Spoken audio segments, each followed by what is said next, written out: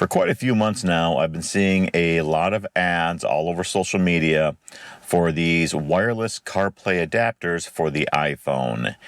And to be honest, I was quite skeptical. Well, about a month ago, I finally decided that I would just take a chance, buy one, and if it didn't work, I'd return it.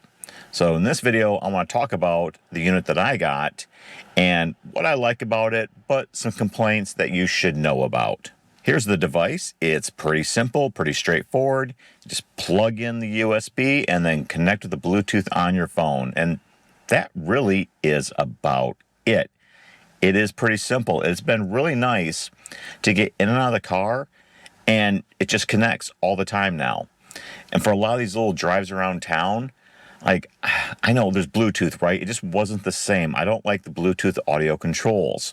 So it was really nice just to get in the car, sit, drive out to the grocery store 15 minutes away, and just play my Spotify, use my Spotify, right? I wasn't using Spotify that much because I was so tired of plugging and unplugging my phone all the time for short drives.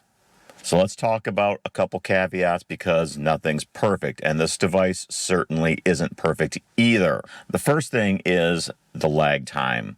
There is definitely a lag when pressing either the touchscreen or the controls on the steering wheel for like going to the next track or the previous track.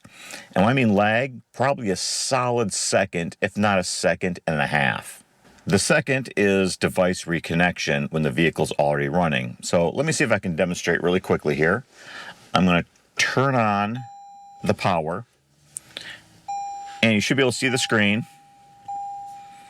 Now let's see how long it takes between the car powering up and it connecting to the device. It does take a little bit, so there is a little more lag time. So this is the start screen for the device. All right, there it is. There's the CarPlay. It's that easy.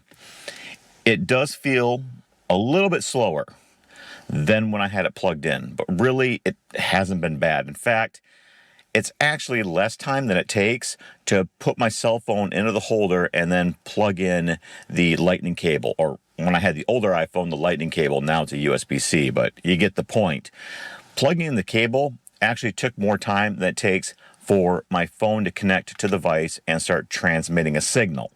Now let me show you the one caveat. And what I'm going to do is I'm going to leave the camera in here and go in the house to demonstrate. So I'm going to walk into the house, and the wireless CarPlay device should lose connection with my phone. So I'll be right back.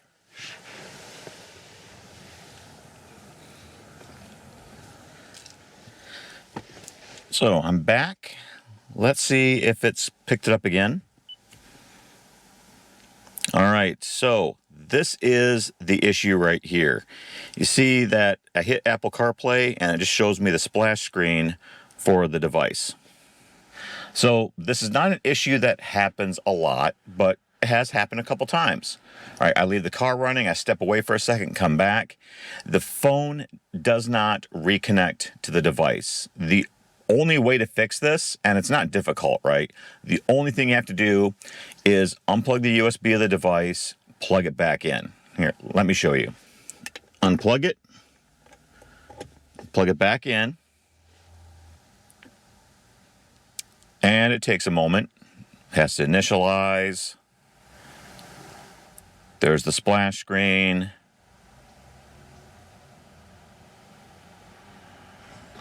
And hopefully it picks up. Usually it does.